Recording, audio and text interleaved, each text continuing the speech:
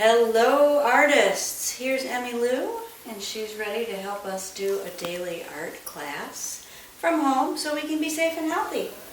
We're going to do the Big Orange Splot today by Manus Pinkwater. It's a fantastic book and it's about creating your dream house. So, we're going to try something a little new with our camera today and try to get closer to our book. And you're going to notice this book is illustrated in marker. Mr. Plumbean lived on a street where all the houses were the same. He liked it that way. So did everyone else on Mr. Plumbean's street. This is a neat street, they would say. Then one day, a seagull flew over Mr. Plumbean's house. He was carrying a can of bright orange paint. No one knows why. And he dropped the can. No one knows why. Right over Mr. Plumbean's house. It made a big orange splot on Mr. Plumbean's house.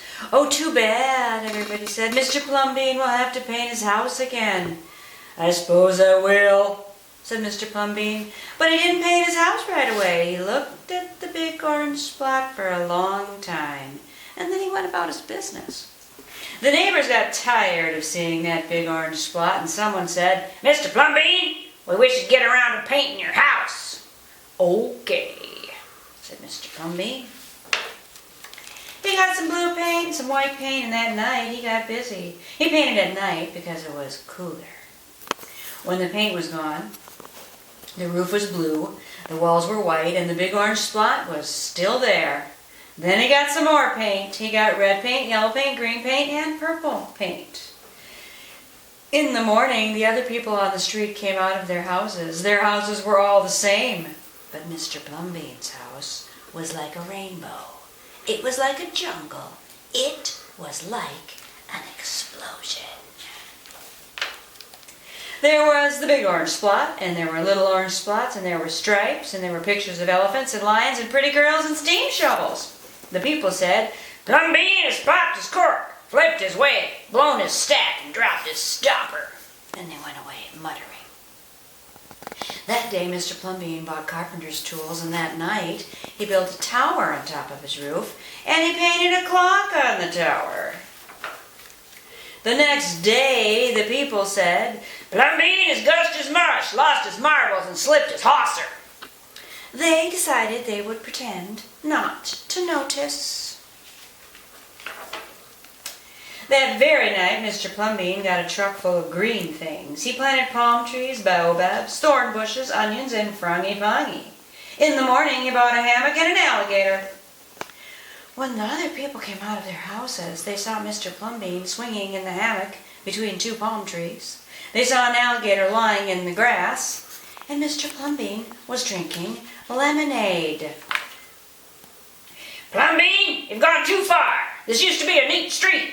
Plumbean, what have you done to your house? The people shouted. Oh, my house is me, and I am it. My house is where I like to be, and it looks like all my dreams, Mr. Plumbean said. The people went away. They asked the man who lived next door to Mr. Plumbean to go have a talk with him. Tell him we all liked it here before he changed his house. Tell him that his house has to be the same as ours so we can have a neat street. The man went to see Mr. Plumbean that evening. They sat under the palm trees drinking lemonade and talking all night long. Early the next morning, the man went out to get lumber and rope and nails and paint. When the people came out of their houses, they saw a red and yellow ship next door to the house of Mr. Plumbean. What have you done to your house? They shouted at the man.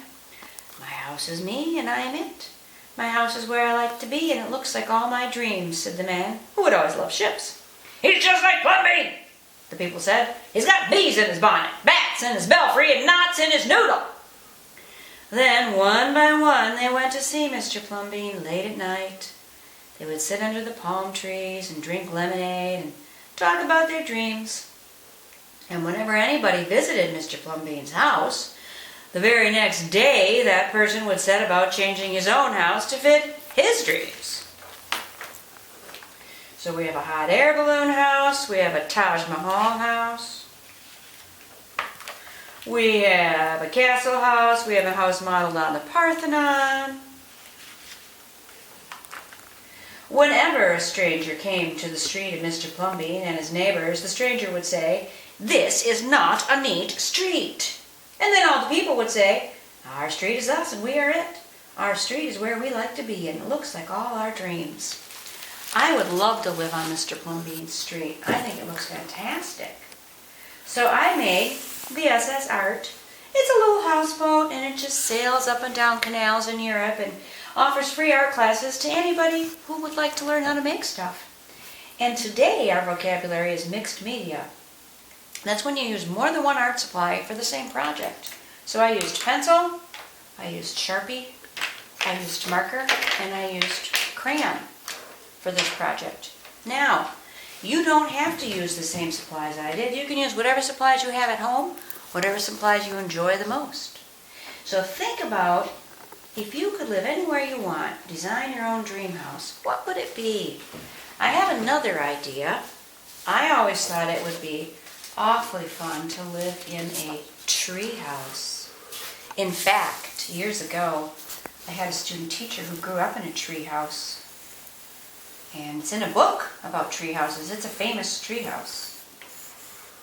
And she lived in it when she was a kid, till she was a young adult, which I thought was pretty cool. So here's my tree. And of course, I'm going to have a slide. You know, one of those wavy slides. So that's one way to get down from the tree house. Then I have some stairs that go up to my tree house. Because some people are not comfortable taking a slide out of a tree house and they would rather use stairs.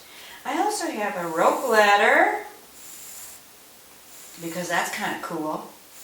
And you can roll that up anytime you want to. Okay? And my treehouse has an art room, no surprise. The art room is right here, and that's where I go when I want to do art in my treehouse, and that's where all my art supplies are kept. It's got a big, big window. The door's on the other side, you can't see it in this picture. There's my art room, and this is the kitchen in my treehouse. Got a little kitchen over here with some windows, and over here is a bedroom where I sleep. And I'm going to switch to the Sharpie step to help you see. So I'm going to go over my pencil with Sharpie. Here's my bedroom.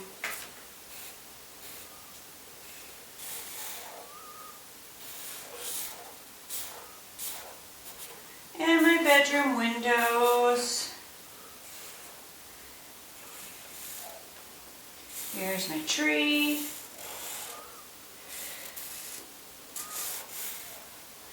There's my living room. They all have separate entrances. But on the back side of the treehouse, where you can't see it, they're all connected. You just can't see it in this picture. My art room. A great big window, so I have lots of natural light. Now you don't have to make a tree house. You don't have to make a houseboat. Maybe you wished you lived inside a rainbow cloud. Maybe you wished you lived in one of those bouncy houses that are filled with those little colorful balls. Maybe you wish you lived on an island in the middle of the ocean. You can live wherever you want, because this is a project about our dream houses. And our dreams do not have to necessarily be logical. In fact, mine seldom are. And when you color this in, if you want to try mixed media, all that means is you use different colors depending on your needs. So say I want a red roof on my art room house, and I want the windows to be a very paler blue, it would make more sense for me to use a crayon to color in the windows. And then you just keep working until your dream house is exactly how you want it to be, because you are the artist and it is your imagination.